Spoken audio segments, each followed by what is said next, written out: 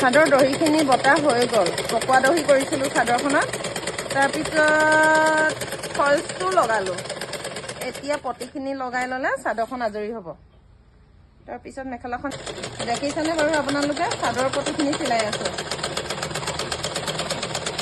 চাদৰ দহি বটা হ'ল, পকোৱা দহি কৰিছিলোঁ।